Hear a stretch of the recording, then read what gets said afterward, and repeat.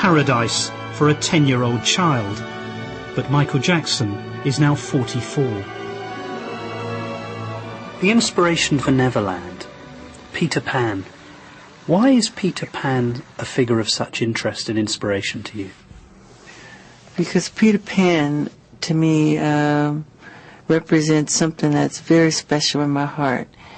You know, he represents youth, childhood, never growing up, magic, flying, everything I think that children and wonderment and magic, what it's all about. And to me, I just have never, ever grown out of loving that or thinking that is very special. Do you identify with him? Totally. You don't want to grow up? No, I am Peter Pan. Oh, you're not your Michael Jackson. I'm Peter Pan in my heart. The climate is a problem for Jackson. He says the colour-changing skin condition vitiligo has made him allergic to the sun. So, shielded by his umbrella, he took me to his most secret place. I call it my giving tree because it inspires me.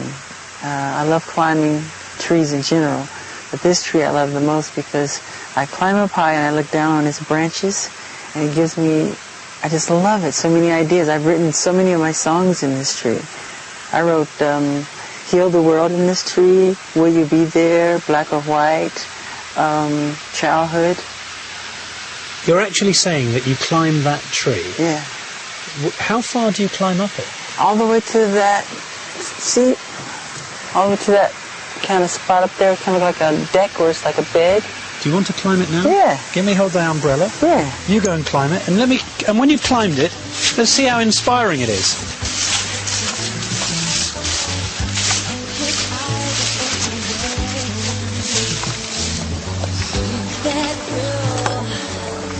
Aren't you coming?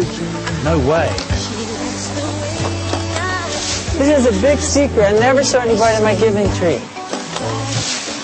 Okay, I'll try. I'm slightly worried about my shoes slipping. Come on. Is it safe? Of course. I'm frightened. My I think inspiration. I'm going to stop here. You don't climb trees? No, I do not. You're missing out. I'll leave you to it.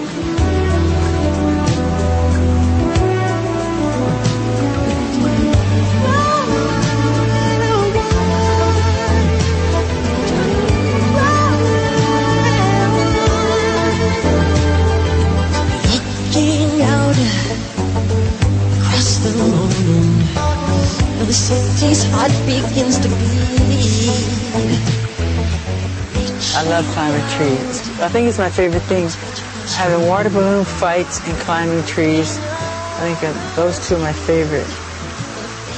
Don't you prefer making love or going to a concert, or you really mean that you prefer climbing trees and having a balloon fight? Yeah, water balloon fight. And you prefer that to anything else? Well, as my pastime fun, can't compare it to performing. But other people play football, basketball. I like to climb trees.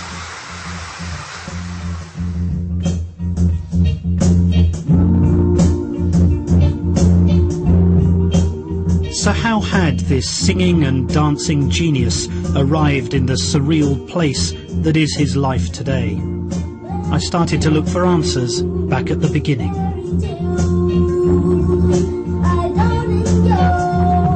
He played me his first single, Big Boy, which was released when he was just 8.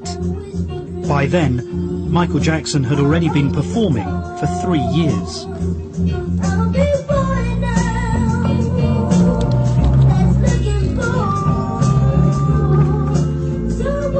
Do you remember when you first discovered that you had a special musical talent?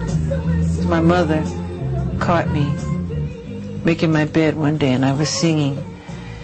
And she said to my father that I could sing, and he didn't want to hear of it. He said that Jermaine's the lead singer, not Michael. My mother said, Joe, you really should hear him sing. He can sing. He goes, no, Jermaine's the lead singer of the group, and that's it. She forced him to listen to me, and once he listened to me, from that moment on, I was the lead singer of the group.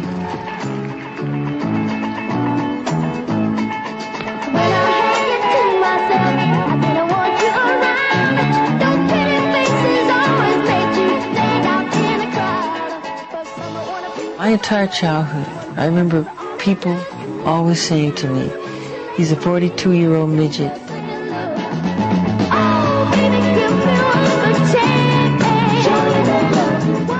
At first I didn't understand, but what they meant was the way I, moved on stage and the way I sang, like you said, the inflections or whatever. Did somebody teach you to do that? No, you can't teach that. You can't teach it. It has to come from inside. It's a gift,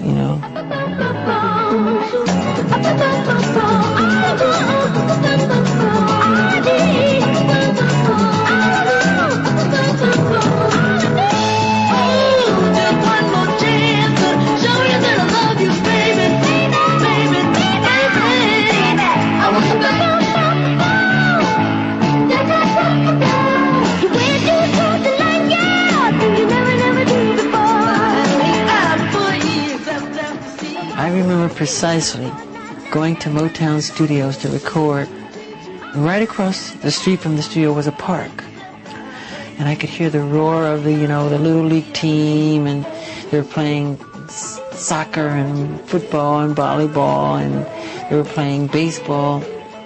And I remember a lot of the times looking back and really hiding my face crying.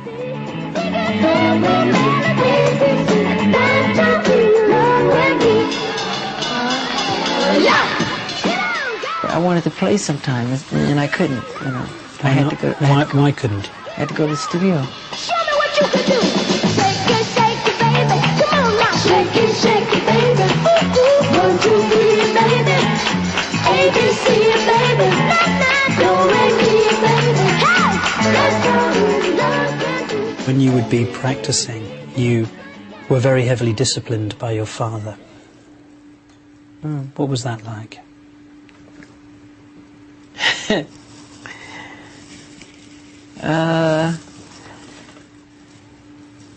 Well, I didn't have it that hard because he used me as the example. It was like, do it like Michael. And he practiced us with a belt in his hand. And if you miss a step, expect to be... Just let me go back. You just said that you would practice the dance steps and your father would be holding a belt in his hand. Is that what you just said? Yes. And he would tear you up if you missed. And so we, not only were we practicing, we were nervous rehearsing because he sat in the chair and he had this belt in his hand.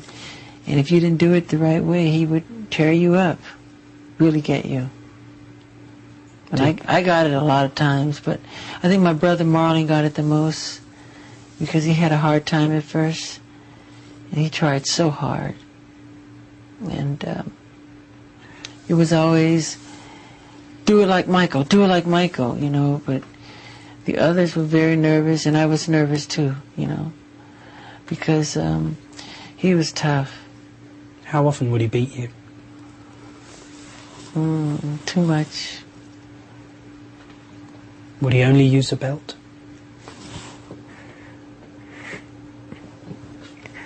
Why do you do this to me? No, more than a belt.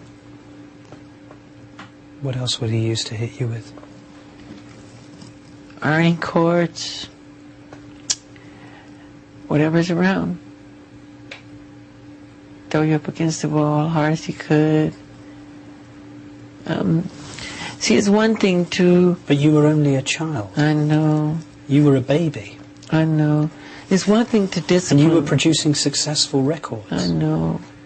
He would lose his temper. I just remember hearing my mother scream, Joe, you're going to kill him, you're going to kill him, stop it, you're going to kill him, and I was so fast, he couldn't catch me half the time, but when he would catch me, oh my God, it was bad.